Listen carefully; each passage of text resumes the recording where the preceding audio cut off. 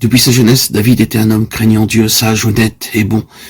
Il fut aussi choisi de Dieu. C'était un homme bon, menant une bonne vie pendant plusieurs années. Il haïssait le mal et s'en tenait éloigné. Mais à son insu, il y avait en David une mauvaise nature cachée, à moins que Dieu ne le changeât complètement et ne pouvait pas être utilisé dans une très grande mesure. L'incident rapporté dans 2 Samuel 11 survint dans la vie de David afin qu'il puisse se voir comme Dieu le voyait. David était un homme de guerre, un homme puissant.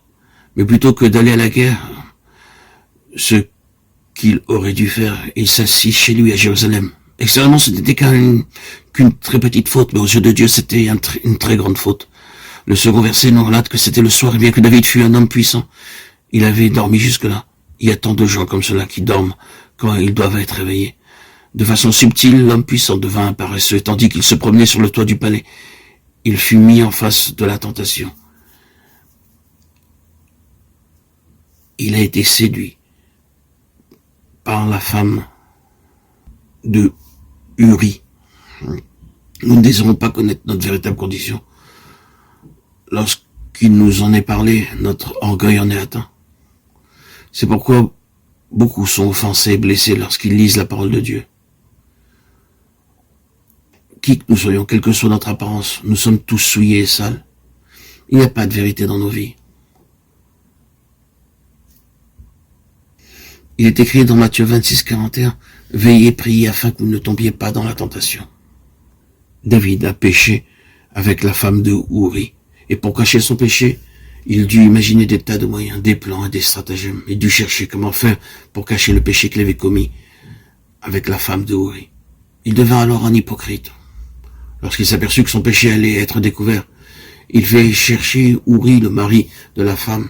Lorsque Uri arriva, David le questionna au sujet de la guerre. Puis il dit, « Uri, tu es très fatigué, tu dois rentrer chez toi, prendre un bain chaud et te coucher. » Le cœur est tortueux par-dessus tout, et il est méchant.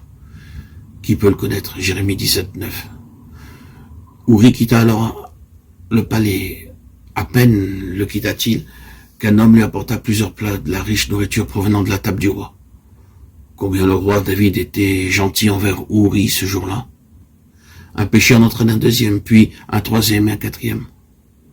Ce roi grand et sage devint un adultère de première classe, un séducteur, un hypocrite, puis un menteur. Tout cela pour cacher son péché. Quoi qu'il en soit, Uri n'alla pas dormir chez lui, mais à la porte du palais du roi. David alors le pressa de nouveau. « Uri, tu es encore fatigué, tu peux prendre quelques jours de repos. » Mais Uri n'alla pas chez lui. Alors que l'armée était sur le champ de bataille, il ne recherchait pas son confort personnel. Ainsi, l'astuce de David ne réussit pas. Pour finir, il dut provoquer la mort de Uri par l'intermédiaire de Joab. Quelle tristesse! Ce roi sage devint un meurtrier. Il n'avait jamais songé à tuer Uri. Il ne pensait pas devenir adultère. Il ne connaissait pas cette partie cachée de sa nature. Ce n'est qu'avec la tentation qu'il connut la méchanceté de son cœur, que Dieu lui révéla quel était cet homme, David. Qui était-il? Nous sommes tous nés avec une nature pécheresse, et David n'a pris cette leçon qu'après son péché. Comme il le dit dans le psaume 51, « Voici, je suis né dans l'iniquité. » Avant que Dieu puisse utiliser David comme son vase élu, il dut le transformer, le changer, le purifier, le laver.